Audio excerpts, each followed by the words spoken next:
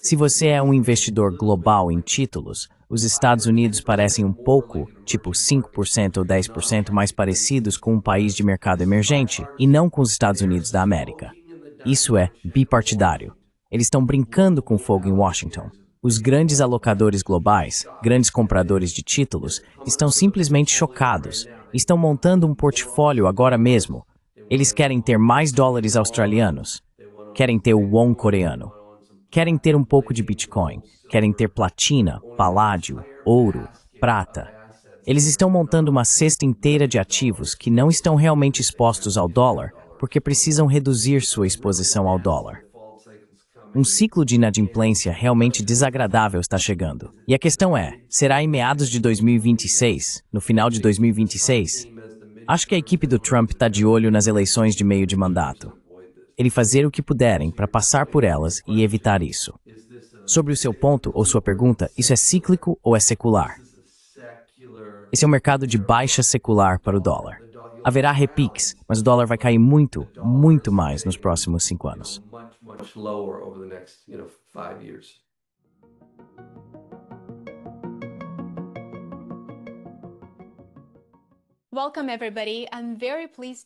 Bem-vindos todos. Estou muito feliz em receber Larry McDonald. Larry é autor best-seller do New York Times e fundador de um boletim informativo macro de investimentos indispensável, o The Bear Traps Report. Ele é ex-executivo de Wall Street e colabora frequentemente com a Bloomberg, Forbes e CNBC. Larry escreveu um novo livro fascinante intitulado Como Ouvir Quando os Mercados Falam. Nossos espectadores encontrarão o link na descrição do vídeo abaixo. Eu também vou ter que pegar um exemplar para ler em breve. Larry, já vi seus comentários em grandes veículos de notícias e houve tantas vezes em que vi suas análises e pensei, meu Deus, preciso falar com ele. Estou muito animado por conversar com você. Muito obrigado por participar. Seja bem-vindo.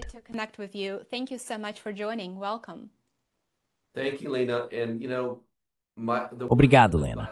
As palavras pelas quais eu me guio são: você sabe, não existe eu em equipe. Meu primeiro livro foi lançado em 2009. Foi um best-seller do New York Times sobre o Lehman Brothers, o grande banco. Fizemos 140 palestras em 16 países nos últimos 16 anos, mais ou menos, e conhecemos tantas pessoas talentosas, gestores de portfólio, diretores de investimentos, que estão hoje no nosso chat da Bloomberg. Então, nós administramos o chat da Bloomberg, o chat do Discord, com alguns dos CIOs mais brilhantes, fundos de hedge, fundos mútuos e fundos de pensão. O que tentamos fazer no livro e o que quero fazer no programa é mais importante ainda, democratizar a informação e ajudar um público mais amplo a entender o que os grandes estão fazendo, o que os grandes homens e mulheres estão fazendo.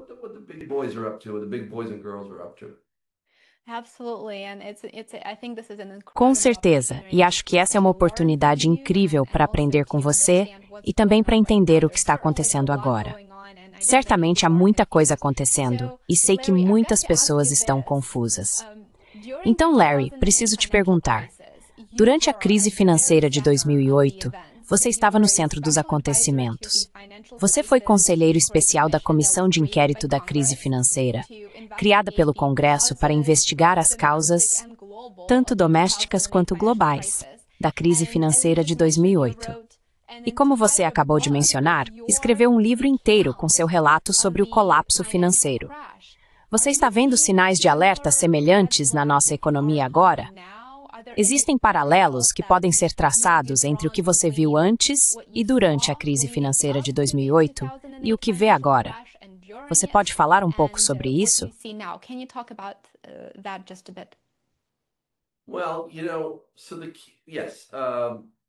Bem, você sabe. Então sim, o segredo é construir grandes mentores. E no livro, David Einhorn, nós conversamos com David Tepper, Charlie Munger, mas na conversa temos esses grandes mentores e muitos deles não se conhecem. E o que acho fascinante, Lena, é quando 3, 4 ou 5, talvez 6 pessoas dizem a mesma coisa para mim mais ou menos na mesma semana e elas estão em 3 ou 4 continentes diferentes. Talvez uma delas esteja no que chamamos de high yield, ou títulos de alto risco. Outra pode ser uma trader de taxas, então está negociando títulos do tesouro ou câmbio, foreign exchange. E quando 3 ou 4 pessoas dizem a mesma coisa no mesmo período de 10, 15, 20 dias, realmente faz os pelos da nuca arrepiarem um pouco.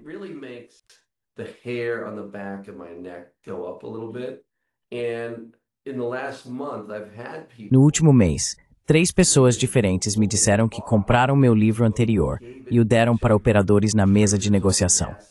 Fazia muito tempo que eu não ouvia isso. Eles estão vendo muitas das mesmas coisas em hipotecas subprime, em empréstimos estudantis e em algumas das ações que a equipe do Trump está tomando. No fim das contas, quando você passa de uma administração muito progressista para uma conservadora, ou seja, de Biden para Trump, as consequências não intencionais disso são de cair o queixo.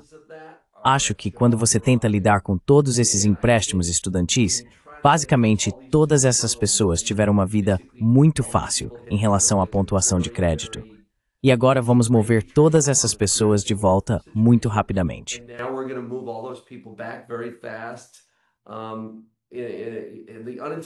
E as consequências não intencionais disso são bastante surpreendentes. Você pode ver isso nas empresas de compre agora, pague depois, certo? As Affirms, as Upstarts. E os credores terciários, como a Synchrony, a Credit Acceptance. A subperformance é muito mais dramática em comparação com as grandes instituições financeiras. Então, o ponto principal é que sim, estamos vendo uma tendência crescente no risco de crédito subprime. Ainda não está tão ruim quanto em 2008, não é assim?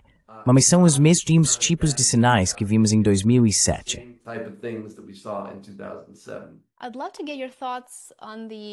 Adoraria saber sua opinião sobre os desenvolvimentos muito preocupantes no mercado de títulos.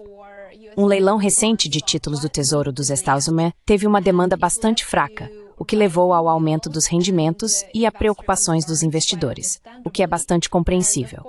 Claro, as preocupações se concentraram na dívida do país. O leilão vendeu os títulos a uma taxa acima de 5%, a mais alta desde 2020. E o rendimento dos títulos de 10 anos também disparou.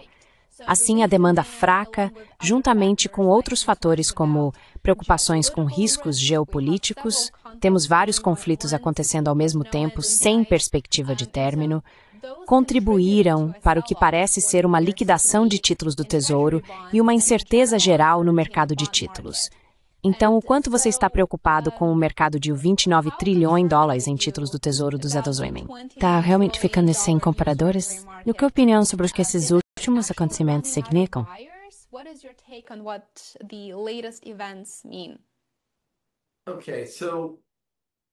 Ok, então se você é um comprador global de títulos, pense no que você passou nos últimos 6 meses.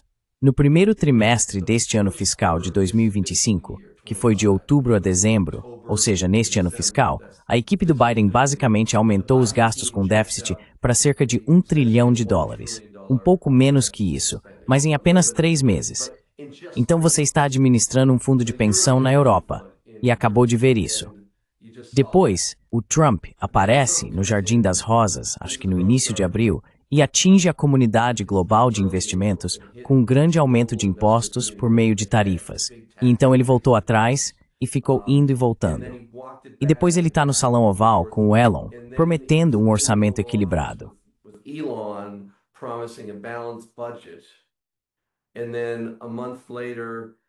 então, um mês depois, ele está basicamente sentado com o Freedom Caucus, que é o grupo fiscal mais conservador da Câmara. E ele está basicamente tentando empurrar a goela abaixo deles um orçamento grande, tipo anti-Doge, sabe? Tipo o completo oposto de Doge. E aí o Elon Musk sai da Casa Branca essa semana, ou algo assim. Então se você é um investidor global em títulos, os Estados Unidos parecem um pouco tipo 5 ou 10% mais parecidos com um país emergente, não com os Estados Unidos da América. E isso é bipartidário. Eles estão brincando com fogo em Washington.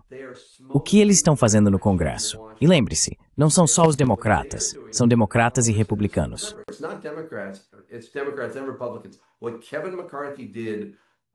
O que Kevin McCarthy fez há 1 ano e meio, 2 anos atrás, em relação ao teto da dívida, foi constrangedor. Isso permitiu que Biden aumentasse os gastos. E pense bem, tivemos uma grande expansão fiscal com esse aumento do déficit no primeiro trimestre. e depois tivemos 100 pontos base de cortes de juros pelo Fed.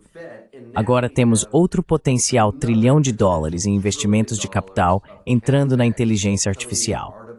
Isso é um coquetel potencialmente mortal para a inflação. As consequências não intencionais estão se acumulando. E nossos congressistas e senadores na Câmara estão brincando com fogo. Eles só vão aprender a lição quando o mercado de títulos der um choque neles. E isso provavelmente vai acontecer ainda este ano. Se você tivesse que identificar as causas ou os principais fatores que impulsionaram a venda de títulos do Tesouro em maio, quais seriam eles?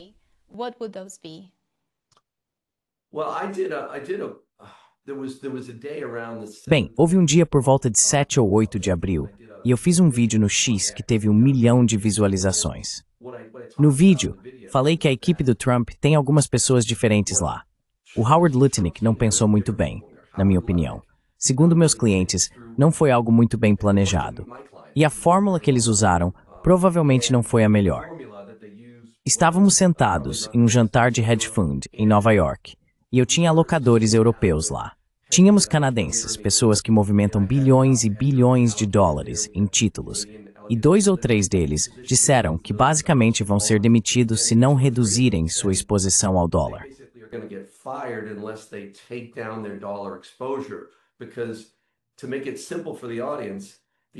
Porque, para simplificar para o público, nos Estados Unidos da América, se você olhar para os últimos 50 anos, não há muitos dias em que as ações caem, os títulos caem e o dólar cai no mesmo dia, certo? E tivemos muitos desses dias desde abril, desde o Rose Garden. Se você é um alocador global, se você é um investidor global em títulos, você teve esse período de 30 ou 40 anos de confiança real e sólida nos Estados Unidos. Essa confiança agora foi abalada. E a coisa mais importante no livro sobre a qual falamos sobre o dólar e o estresse. E quero deixar muito claro, não estamos dizendo que os Estados Unidos vão perder o status de moeda de reserva.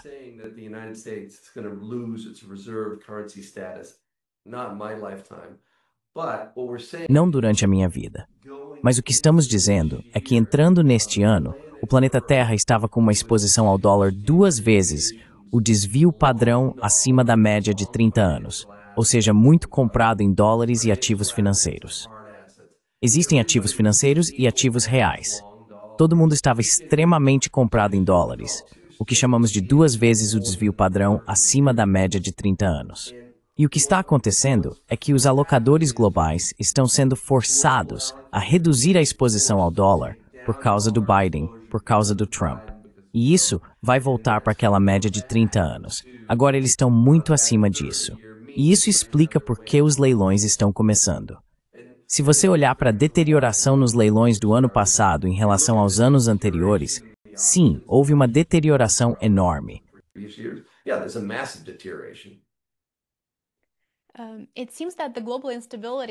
Parece que a instabilidade global agora é o novo normal. Como você mencionou, há muitas coisas acontecendo e nenhuma delas parece muito promissora. Nossos telespectadores talvez queiram ouvir sua opinião sobre o recente leilão de títulos japoneses. Eu sei que a demanda também foi muito fraca. O que isso significa para os rendimentos dos títulos do Tesouro dos Estados Unidos e para as perspectivas econômicas globais?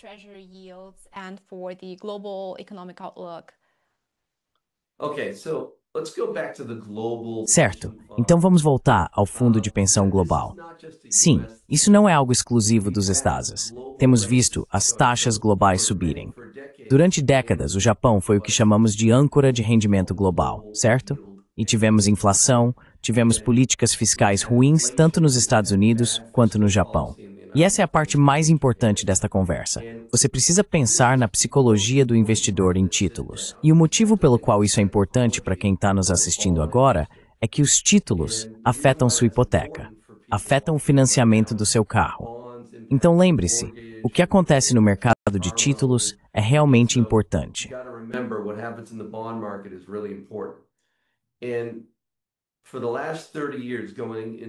E nos últimos 30 anos, chegando aos últimos anos, mas nos últimos 30 anos, 99% das vezes, se havia algum tipo de crise no mundo, fosse Brexit ou Lehman, seus títulos de longo prazo poderiam ter rendido 10, 20, 30%.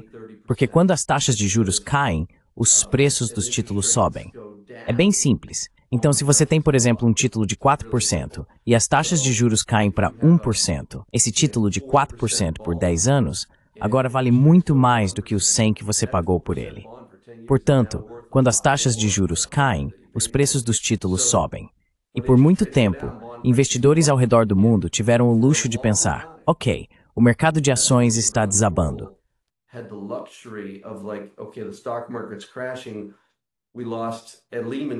No Lehman, perdemos 7 trilhões de dólares em ações e recuperamos 3 trilhões em títulos. E durante a Covid, perdemos quase 9 trilhões em ações e recuperamos 4 trilhões em títulos. Então isso tem se repetido várias vezes. Os títulos têm salvado o mercado de ações.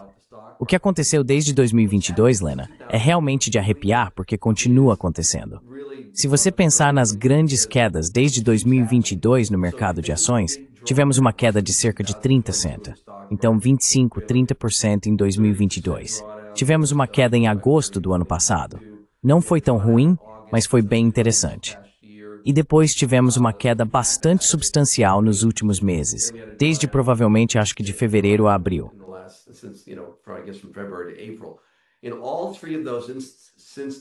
Em todos esses 3 casos, desde 2022, o longo prazo, o título de 30 anos, seus 10, 30, 20 anos, tanto no Japão quanto nos Estados Unidos, basicamente não te deu nenhum retorno. Certo? Então o que os investidores globais estão dizendo é: por que eu deveria segurar? E isso faz parte da perda de confiança. Por que eu deveria segurar um título de 30 anos se não estou recebendo aquela proteção tradicional contra risco de recessão ou contra a queda do mercado de ações? Desde 2022, investidores ao redor do mundo têm perdido dinheiro tanto em ações quanto, na verdade, em títulos ao mesmo tempo. E se você olhar ao redor do mundo, é isso, Lena. Isso é o que normalmente acontece em países de mercados emergentes.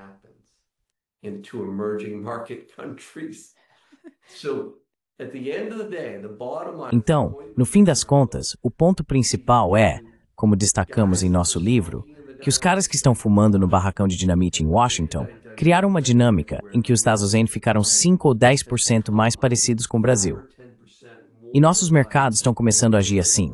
Quando as ações caem, os títulos caem, o dólar cai, tudo no mesmo dia ou semana. Isso é algo que choca profundamente.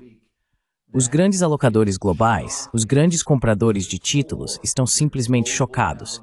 E eles estão montando um portfólio agora. Eles querem ter mais dólares australianos, querem ter o won coreano, querem ter um pouco de Bitcoin, querem ter platina, paládio, ouro, prata. Eles estão montando uma cesta inteira de ativos que não estão realmente expostos ao dólar, porque precisam reduzir sua exposição ao dólar.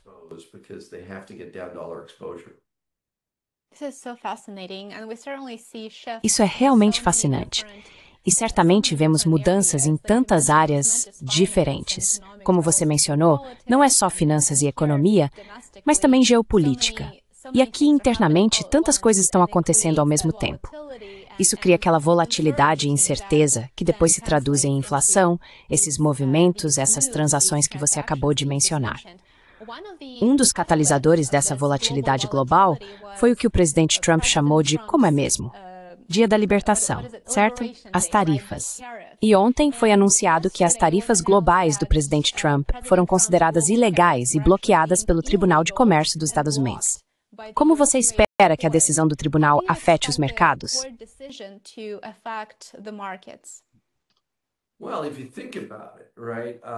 Bem, se você pensar bem, o que o Trump vem prometendo, a equipe dele tem se gabado da arrecadação de impostos vinda das tarifas.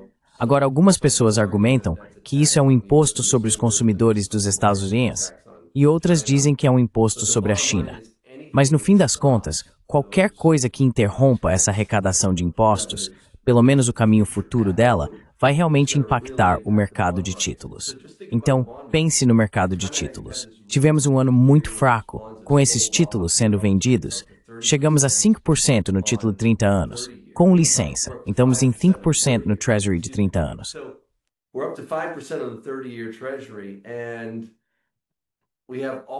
E temos toda essa receita tributária vinda das tarifas. Agora, se essa receita estiver em risco por causa dos tribunais, então vamos ver algumas consequências indesejadas, bem desagradáveis no mercado de títulos, com certeza. Então essa é a primeira coisa que eu diria. O mercado precisa dessa receita tributária. E o orçamento do Trump, que foi aprovado pela Câmara, mas o projeto da Câmara precisa ser unificado com o do Senado, e isso realmente vai acontecer ainda este ano. Mas no fim das contas, precisamos dessa receita tributária para o que eles estão tentando propor no orçamento. O mercado de títulos vai surtar se não tivermos essa receita tributária.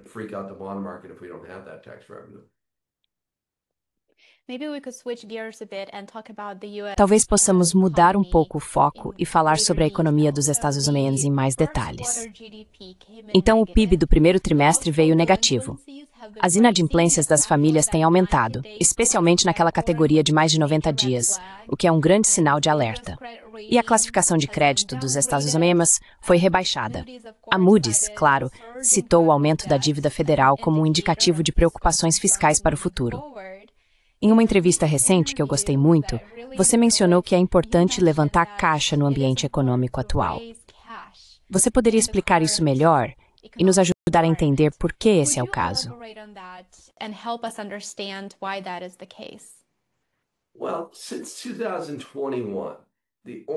Bem, desde 2021, a única coisa que realmente funcionou foi quando a probabilidade de um pouso forçado caiu drasticamente. Se você aumenta a liquidez, isso tem sido a decisão certa, porque já tivemos 2 ou 3 situações desde 2021 em que a probabilidade de um pouso forçado aumentou bastante. E existe uma teoria de que se eles não reduzirem as taxas de juros, atualmente os juros somam $1 trilhão por ano. Isso é mais do que os gastos com defesa. E os juros, como percentual da arrecadação de impostos, estão perto de 20%, o que é uma zona de perigo muito, muito estranha, insana. O resto do mundo está longe disso. Por isso, muitos clientes acham que precisamos reduzir as taxas de juros.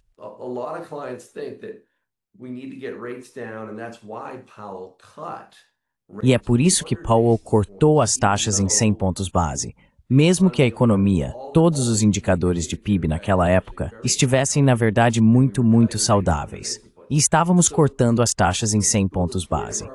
Então, o ponto do nosso livro, Como Ouvir o Mercado Falar, se resume à repressão financeira. A única maneira de sair de um buraco de dívida de 36, 38 trilhões de dólares, sem dar calote, é fazer com que as taxas de juros fiquem abaixo da taxa de inflação.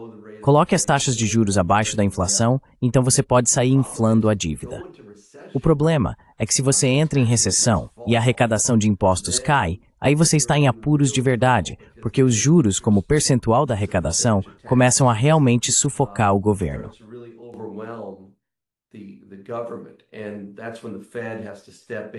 E é nesse momento que o Fed precisa intervir e realmente adotar o afrouxamento quantitativo ou o controle da curva de juros. Isso enfraqueceria muito o dólar e levaria a um grande mercado de alta para commodities e ativos reais. Então, de certa forma, eles precisam desacelerar a economia para poder cortar mais os juros. E foi isso que você viu mais ou menos naquele período de janeiro, fevereiro, março. Mas eles não podem deixar a economia desacelerar demais. E é por isso que, se você olhar para o orçamento em relação ao que nos foi dito sobre todos esses cortes orçamentários, eles estão simplesmente apavorados. E é por isso que os gastos no orçamento ainda estão realmente no patamar da era Biden. E enquanto os orçamentos continuarem tão altos, é muito difícil entrar em recessão.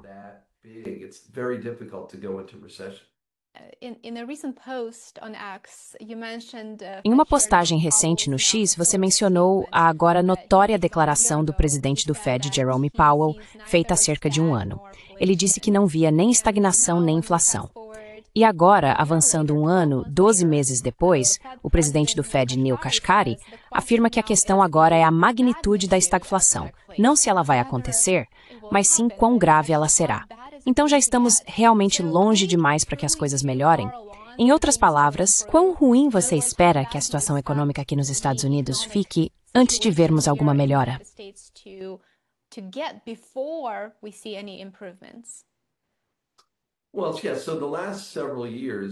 Bem, sim, então, nos últimos anos tivemos uma deterioração em que estamos entrando em um regime de rendimentos de títulos mais altos, inflação mais alta. E toda vez que a economia enfraqueceu, por exemplo, a crise dos bancos regionais de 2023, o Fed abriu uma facilidade incrível, basicamente apoiando o mercado de títulos. Eles expandiram o balanço patrimonial. Eles simplesmente cortaram as taxas em 100 pontos base. Então, eles têm feito todas essas coisas que chamamos de dovish, ou seja, muito, muito favoráveis para nos manter fora da recessão. E é como se eles não quisessem tomar o remédio. A única maneira de realmente, verdadeiramente acabar com a inflação, nós destacamos isso no livro, eu me sentei com André Esteves no Brasil, que é o CEO do BTG Pactual, bilionário, provavelmente um dos maiores investidores de toda a América Latina. Um homem brilhante.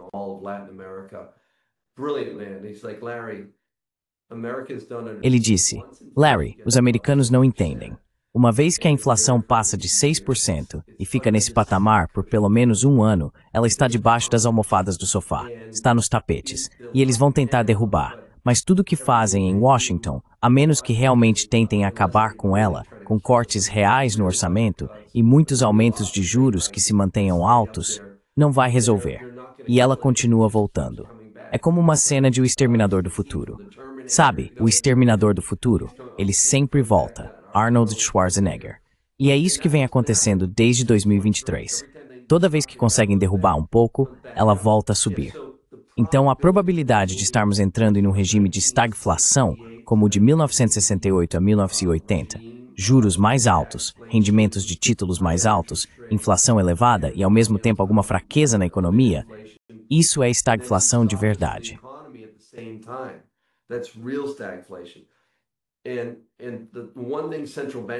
E uma coisa que os banqueiros centrais sempre lembram: banqueiros centrais são como pilotos de avião quando estão perdendo um motor. Tudo que eles vão dizer é: senhoras e senhores, permaneçam em seus assentos, tá tudo bem. Sabe, eles não querem causar pânico. E banqueiros centrais nunca vão te contar a verdade.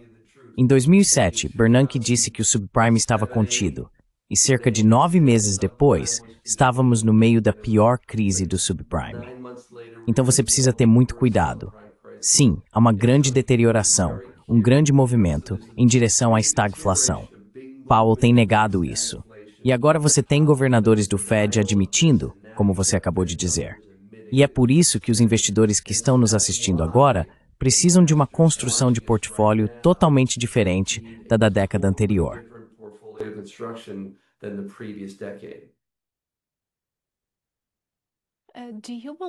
Você acredita que isso pode ser o início de um ciclo completo de inadimplência também, se esse for o tipo de ambiente em que estamos ou para o qual estamos caminhando?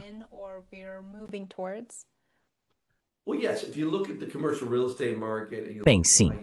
Se você olhar para o mercado imobiliário comercial, o mercado de títulos de alto rendimento e o mercado de títulos de grau de investimento, a boa notícia é que muitas empresas conseguiram refinanciar suas dívidas em 2020 e 2021, após a Covid.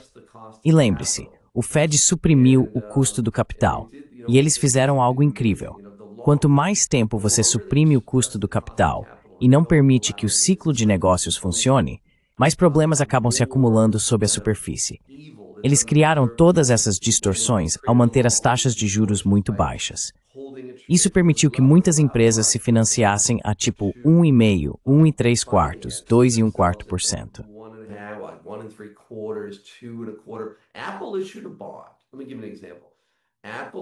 A Apple emitiu um título. Deixa-me dar um exemplo. A Apple emitiu um título com cupom de 2,55% que vence em 2060. Então ele paga 2,55% e vence em 2060. Eles emitiram o título a valor de face, a 100. Tente adivinhar onde o título está agora. Vou te dar uma dica. Está na faixa dos 50. Então este é um título garantido pela Apple. Foi emitido a 100, mas agora está sendo negociado na faixa dos 50. Imagine que todos os bancos possuem esses títulos, que foram emitidos com cupons muito baixos, e esses títulos estão sendo negociados na faixa dos 50, como 55 centavos por dólar, 53 centavos. Esse é um desconto incrível, não é? Sim, incrível. E agora temos esses títulos. Muitos desses títulos vão começar a vencer. Agora, aquele título de 2060, esse não vai vencer tão cedo. Mas no mercado de alto rendimento e no mercado de grau de investimento, e especialmente no setor imobiliário comercial, tudo isso, todos esses empréstimos que foram emitidos em 2020 e 2021, estão começando a vencer. E é isso que vai causar esse ciclo de inadimplência bem desagradável. Porque imagine se você é uma empresa e, nos últimos 4 anos, 3 anos, o Powell vem dizendo que as taxas vão cair. E Wall Street, é só olhar para Wall Street. Wall Street nos diz que até agora, a taxa dos Fed Funds já deveria ter voltado para 2%. Ainda estamos perto de 4,5%. Então, quando esses títulos vencerem, o custo de financiamento dessas empresas vai subir muito, em termos de custo de capital. E sim, um ciclo de inadimplência bem desagradável está chegando. E a questão é, será em meados de 2026, no final de 2026? Acho que a equipe do Trump está de olho nas eleições de meio de mandato. Eles vão fazer o que puderem para passar por elas e evitar isso.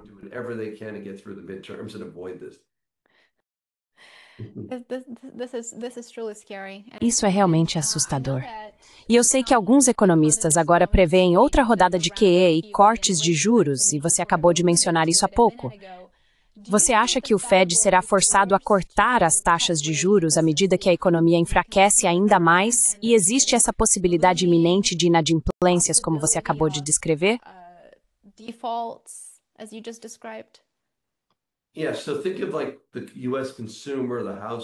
Então pense no consumidor dos Estados Unidos, nas famílias, nas corporações. Pense no mercado de hipotecas. Muitas hipotecas que foram emitidas em 2020 com taxas muito baixas também vão começar a vencer, e essas taxas vão subir bastante. Então o custo da moradia, o custo para as empresas, porque agora o custo do capital está muito mais alto devido à inflação persistente. Estamos em um mundo multipolar. Temos, você sabe, guerras são muito inflacionárias, certo? Niall Ferguson, em nosso livro, fala sobre guerras. Pense na reconstrução Ucrânia, certo? Pense na reconstrução da Ucrânia.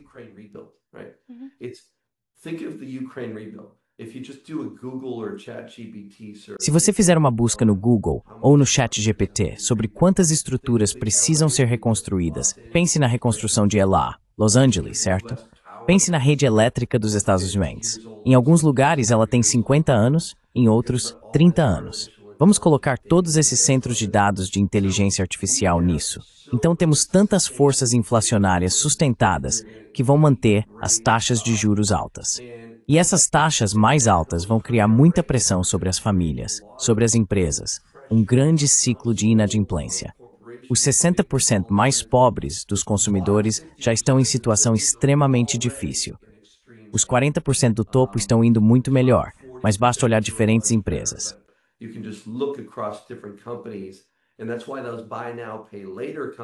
E é por isso que essas empresas de compre agora, pague depois, como a Klarna, por exemplo, provocaram um grande aumento no que chamamos de empréstimo subprime. E estamos vendo muita fragilidade nesse setor. Assim, o Fed será forçado a tentar apoiar isso e reduzir as taxas de juros. Isso resulta em um dólar mais fraco. E é por isso que vamos ver o que mencionamos no livro. Haverá uma migração de trilhões de dólares de ativos financeiros, que são apenas certificados em papel, ações e títulos, nada além disso, para ativos reais. E isso não significa apenas ouro e prata, mas também empresas de gás natural. As empresas de petróleo estão sendo negociadas a preços muito baixos agora. Empresas como Rio Tinto, BHP, empresas que possuem ativos no subsolo.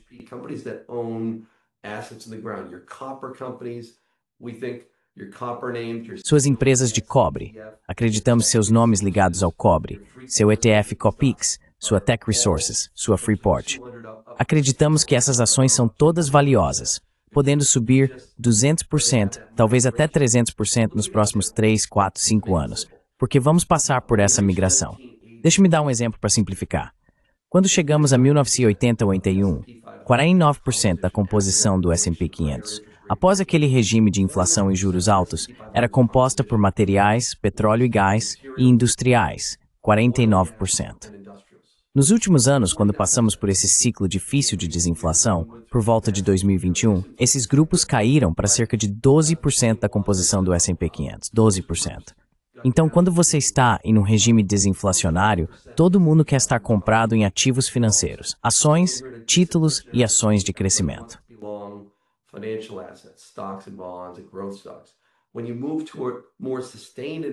Quando você se move em direção a um regime de inflação mais sustentada, a construção do seu portfólio precisa ser muito mais focada em empresas que possuem ativos capazes de protegê-lo dessa inflação persistente e dos rendimentos mais altos dos títulos. Por isso, acreditamos que a composição do portfólio do S&P 500 vai voltar, não para 49% em materiais, industriais e petróleo e gás, mas para algo em torno de 30% do S&P 500, sendo formado por empresas como Rio Tinto, Newmont, Barrick. A Barrick agora é principalmente uma empresa de cobre e ouro. E é isso que estamos vendo. Estamos vendo o dinheiro inteligente migrando de ativos financeiros, daquele portfólio deflacionário, para um portfólio de ativos reais, voltado para a inflação.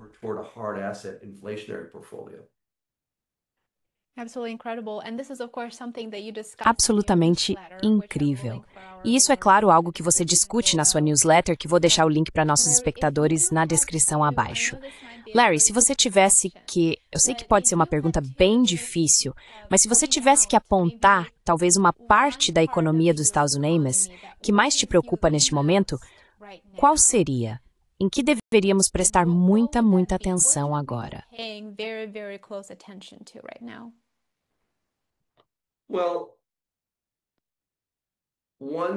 Bem, uma coisa é o investimento passivo. Os baby boomers estão envelhecendo. Eles têm 79 trilhões de dólares em riqueza e estão chegando aos 79 anos de idade. E há muito dinheiro investido no que chamamos de fundos de índice passivos. Tudo o que isso significa é que o 401 de todo mundo foi direcionado para as mesmas ações. Nvidia, Apple, Microsoft. Tanta riqueza foi concentrada ali por causa do investimento passivo. E o estranho disso é, pense em passivo versus ativo. Tudo o que isso significa é que o passivo são os índices, e os índices possuem ações. Os fundos ativos são gerenciados por uma pessoa ou equipe que compra e vende ações individualmente em diferentes setores, podendo comprar o que quiserem, certo? Eles podem comprar e vender o que quiserem. Com o investimento passivo, quanto maior ele fica, mais problemático ele se torna.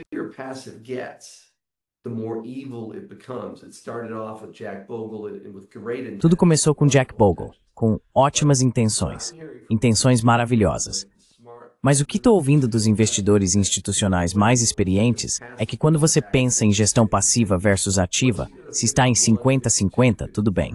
Mas quando passa para 51, 52, 54% de gestão passiva em relação à ativa, o problema é que isso força os preços das ações a níveis absurdos, porque os fundos passivos não vão vender, certo? Então o mercado de ações vai subir.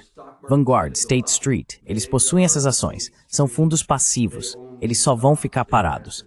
Não há vendedores, certo? E então as empresas estão fazendo recompra de ações. Então quando a gestão passiva chega perto de 56, 57%, isso se torna realmente prejudicial. E é só olhar para a Microsoft. Veja o preço sobre vendas da Microsoft. Está em torno de 13, enquanto nos últimos 20 anos, a média da Microsoft era de 3 a 5, talvez 6 vezes as vendas.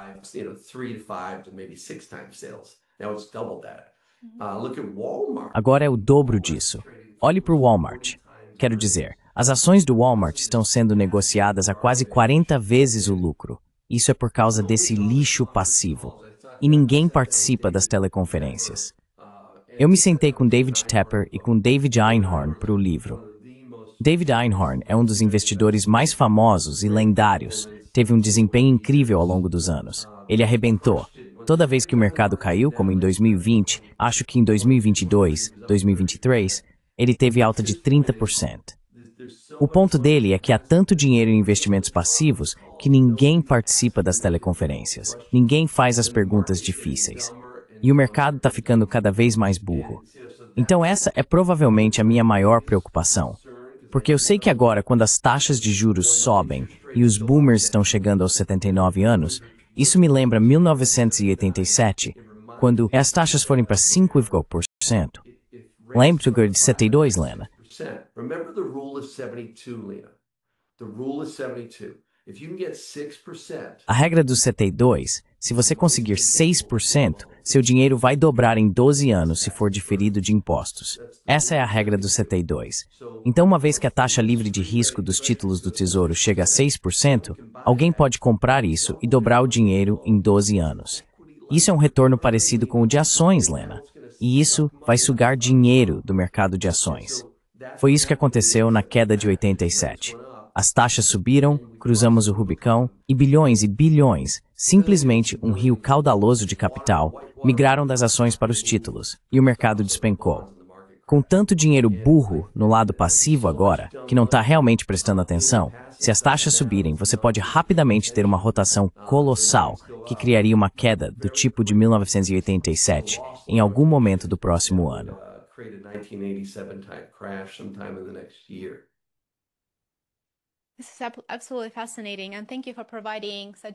Isso é absolutamente fascinante e agradeço por fornecer insights tão valiosos. Certamente espero convidá-lo novamente para discutir isso mais a fundo, porque acredito que nossos espectadores e muitos dos meus assinantes pedem esse tipo de conteúdo. Acho que é assim que realmente criamos valor para eles, discutindo esses temas em detalhes e oferecendo orientação. Uma das questões que encontro com muita frequência é sobre o dólar americano. Você mencionou isso brevemente. Sei que você aborda esse assunto no seu livro.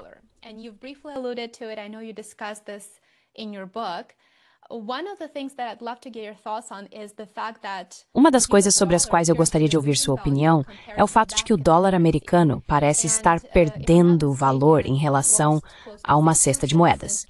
E se não me engano, ele já perdeu cerca de 6% desde janeiro, desde que Trump assumiu o cargo. O que você acredita que está impulsionando essa queda de valor? Sei que você mencionou que a confiança é um dos fatores, mas você acha que isso será uma tendência de longo prazo ou vê isso como uma tendência temporária até que haja uma mudança na política dos Estados Unidos ou talvez outro evento que reverta o curso do valor do dólar em relação a outras moedas?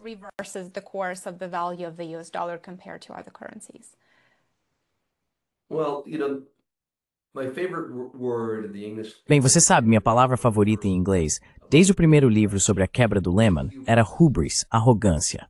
Hubris, se você pensar na equipe de gestão do Lehman, o nível de arrogância da equipe de gestão do Lehman Brothers, isso foi uma falência de 750 bilhões de dólares. E a forma como eles estavam administrando a empresa, o conselho basicamente estava no bolso do CEO. E havia tanta arrogância. Isso significa, uma confiança realmente ignorante. E é a mesma coisa agora em Washington. Então, o nível de arrogância, de simplesmente gastar e não levar a sério a questão de realmente financiar nossa dívida. O que vai acontecer é que a comunidade global de investidores ficou muito desconfortável com o que o Biden fez, aumentando em mais 3 trilhões os gastos nos últimos anos.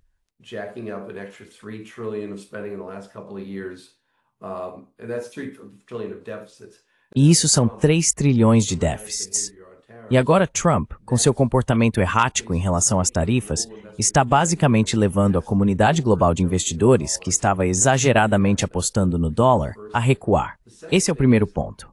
O segundo é que há muitas pessoas que acreditam que Trump e J.D. Vance, se você ler o livro do J.D. Vance, quero dizer, no nosso livro, visitamos famílias no cinturão da ferrugem e os Estados Unidos foram esvaziados. É uma devastação atrás da outra. Cidade fantasma atrás de cidade fantasma. Eu me sentei com famílias.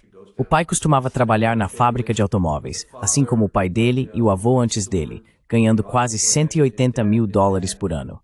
E agora ele está dirigindo para o Uber Eats, ou indo à biblioteca fingindo que está trabalhando.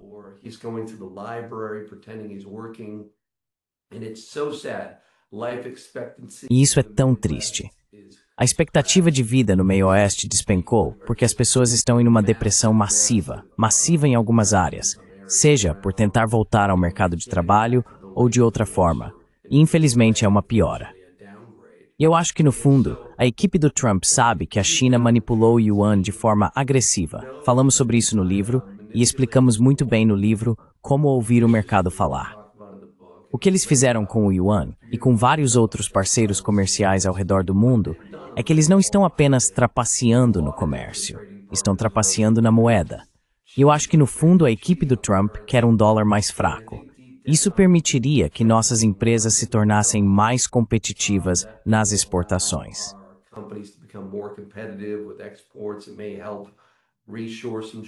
Isso pode ajudar a trazer alguns empregos de volta. Não estou dizendo que não vamos fabricar tênis da Nike nos Estados Unidos, certo? Mas 5, 10, 20% dos empregos, perdemos 5 milhões de empregos literalmente nos últimos 30 anos. Elevamos o padrão de vida globalmente. Se você trabalha em um call center na Índia, está ganhando 10 vezes mais do que seus tataravós.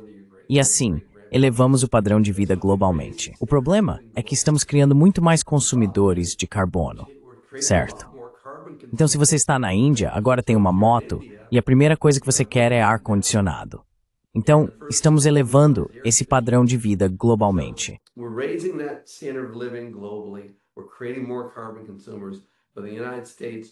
Estamos criando mais consumidores de carbono, mas nos Estados Unidos perdemos 5 milhões de empregos. Então, tudo isso precisa ser reequilibrado, provavelmente em 10 ou 20%. Se trouxermos 10% dos empregos de volta, isso são 500 mil empregos, certo? Se perdemos 5 milhões, trazer 10% de volta são 500 mil empregos. E é isso que o Trump está tentando fazer com a moeda mais fraca. E quando você conversa com investidores globais, eles sabem que esse é mais ou menos o plano. Então, respondendo ao seu ponto ou à sua pergunta, isso é cíclico ou secular? Esse é um mercado baixista secular para o dólar. Haverá recuperações, mas o dólar está indo muito mais baixo nos próximos 5 anos.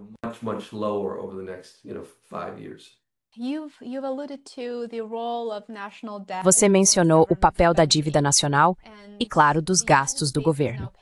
Os Estados Unidos estão pagando quase $1 trilhão por ano apenas para pagar os juros dessa dívida, o que é mais do que gastam com defesa. Você mencionou que os pagamentos de juros representam o terceiro maior item do orçamento, atrás apenas da Previdência Social e do Medicare. Então, os investidores globais olham para isso e provavelmente pensam, ok, por quanto tempo isso pode continuar? O teto da dívida foi suspenso até 2025, certo?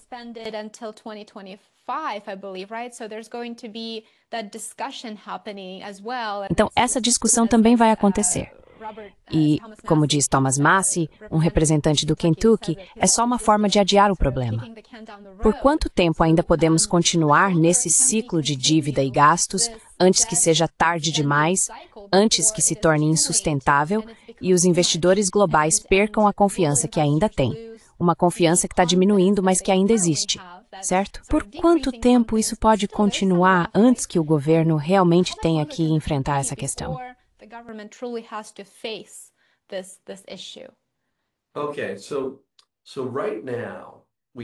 Certo. Então agora nós atingimos o teto da dívida, acho que na segunda ou terceira semana de janeiro. E o que isso significa é que se $1 bilhão em títulos vencer, eles podem emitir $1 bilhão. Então não houve emissão de nova dívida de janeiro até fevereiro, março, abril, maio, junho, julho. Em agosto eles vão juntar os 2 projetos de lei, o da Câmara e o do Senado, e vamos ter um acordo de reconciliação. Nesse momento é que a diversão e o drama começam, porque o que Janet Yellen, a secretária do Tesouro dos Estados Unidos, vai ter que fazer é reabastecer a conta corrente do Tesouro, que foi bastante esvaziada.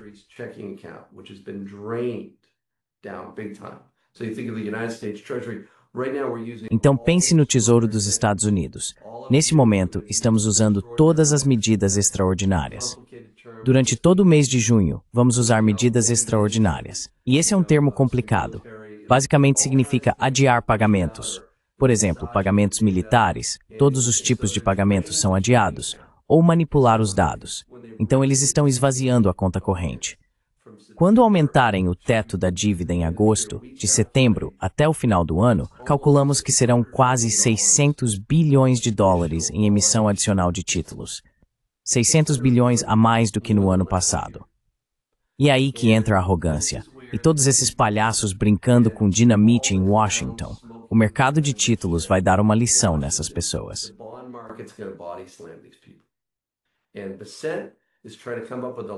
E B7 está tentando inventar várias manobras em torno dos SLRs, a razão suplementar de alavancagem. Ele vai tentar forçar os bancos a possuírem mais títulos do Tesouro. Um monte de truques, mas quase 600 bilhões de dólares vão precisar ser vendidos além do que foi vendido no ano passado. E a China está comprando menos títulos do Tesouro. Eles vão tentar forçar os japoneses e parceiros comerciais a comprarem mais títulos do Tesouro. No fim das contas, eles realmente têm alguns truques na manga, mas tudo isso vai chegar a um ponto crítico. E temos o que é chamado de momento Liz Truss. E tudo o que isso significa é que no Reino Unido tivemos esse confronto famoso, acho que no final de 2022, em que eles realmente não conseguiram levantar fundos ao preço de mercado e os rendimentos dos títulos dispararam.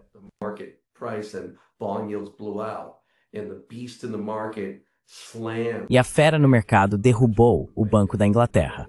O Banco da Inglaterra foi absolutamente esmagado pelo mercado de títulos. Eles foram forçados, basicamente, foram obrigados a voltar ao que é, comprando títulos, depois de terem dito ao mundo 2 semanas antes que iriam apertar a política monetária. Foi uma das coisas mais constrangedoras que já se viu na história das finanças, quando políticos e banqueiros centrais são esmagados pelo mercado de títulos. E a mesma coisa está prestes a acontecer em setembro ou outubro. Se você olhar a curva de volatilidade, o mercado está precificando um grande evento de volatilidade por volta dessa época, quando eles terão que reabastecer aquela conta corrente do Tesouro.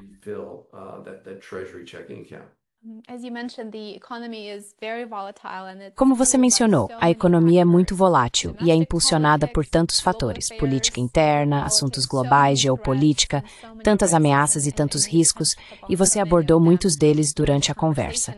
No entanto, com o risco vem a oportunidade, certo? Então, qual é a sua recomendação para os nossos espectadores em termos de maneiras de proteger seus ativos e encontrar setores para investir? Sei que você provavelmente discute isso em detalhes regularmente em seu relatório, em sua newsletter, mas se tivesse que apontar nossos espectadores na direção certa, o que você diria a eles?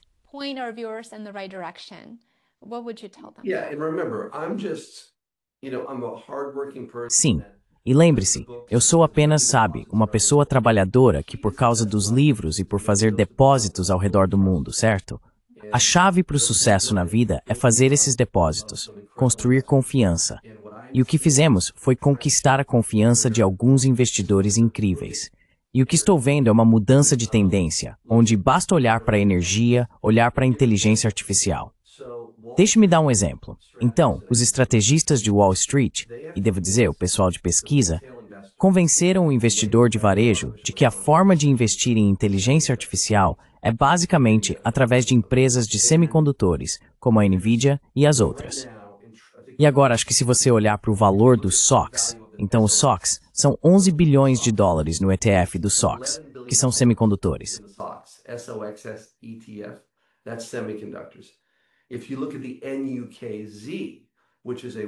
Se você olhar para o NUX, que é um portfólio maravilhoso de produtores independentes de energia, urânio, empresas que vão atuar com SMR, pequenos reatores modulares, essas são as empresas que vão sustentar o sistema energético pelos próximos 20 anos.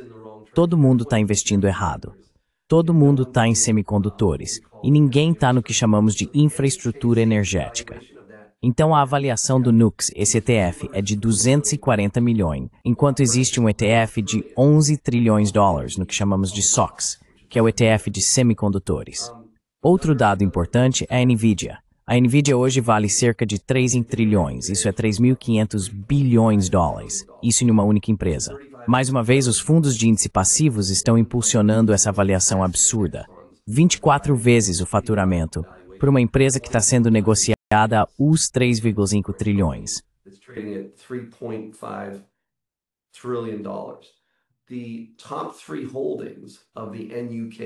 As 3 principais participações do NUX, que são a Cameco e as verdadeiras produtoras independentes de energia, valem apenas 250 bilhões de dólares. Então a questão é que, para alcançar a valorização do sonho da inteligência artificial, todos esses data centers, para atingir o crescimento que já está precificado em algumas dessas empresas de semicondutores, o urânio e as produtoras independentes de energia teriam que literalmente subir de 3 a 7 vezes. Em outras palavras, não existe infraestrutura energética suficiente. E aí voltamos ao cobre. Se você olhar para o Peru, para o Chile e para o Panamá, 40% da produção global de cobre está em 3 países que sofrem pressão política sobre a produção. Se você observar a produção global de cobre nesses pontos críticos, o crescimento muito aquém das precisas para reconstruir mal elétrico Venezuela.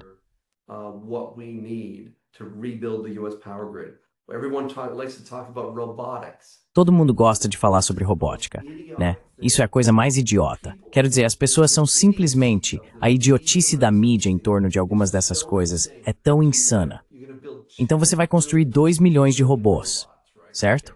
Ok, os robôs vão substituir os seres humanos. Você sabe quanto cobre tem em robôs? Literalmente, se você construir 2 milhões de robôs, isso é tipo isso é quase um mês de produção global de cobre, certo? Só com robôs. Não estamos falando da rede elétrica dos Estados Unidos. Não estamos falando da reconstrução da Ucrânia, da reconstrução de Gaza, da reconstrução de Los Angeles. Essa é uma crise que está vindo em nossa direção. Eu consigo ver isso claramente. E ninguém se importa porque todo mundo só pensa no mercado, em investimento passivo, na envisa idiotice. Essa é a maior crise de recursos naturais que está vindo para nós.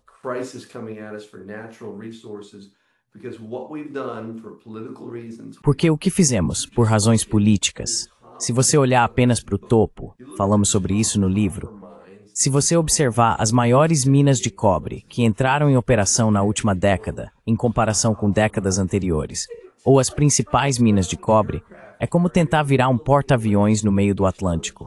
Você não simplesmente inaugura uma mina de cobre do dia para a noite. Isso custa 10 bilhões de dólares e pode levar 10 anos. Então, estamos com um grande problema. E esqueça sua inteligência artificial. Esqueça sua robótica. Sem uma rede elétrica e sem cobre suficiente para sustentá-la, nada disso funciona. Por isso, você deveria investir em um portfólio de empresas que vão estar presentes nesse incrível renascimento das commodities e dos ativos reais. Enquanto isso, todo mundo está apostando no portfólio de 2010 a 2020.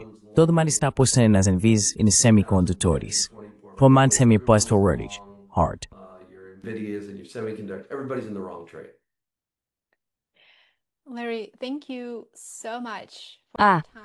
Larry, muito obrigado pelo seu tempo e por essa conversa absolutamente fascinante. Vou colocar o link do seu livro maravilhoso e da newsletter na descrição do vídeo abaixo. Estou realmente ansioso para ler seu livro. Vou ter que começar em breve porque acho esse tema fascinante e você realmente discute as mudanças no mundo das finanças e coloca isso em um contexto mais amplo. Acho que isso é o que mais importa hoje em dia, sabe? Porque realmente não ouvimos ninguém discutir esse assunto com tanto detalhe. E claro, com sua expertise no tema, acredito que isso é extremamente valioso. Aprendi muito com você hoje. Espero que você volte, porque sei que o público tem muitas outras perguntas para você e eu adoraria vê-lo aqui novamente.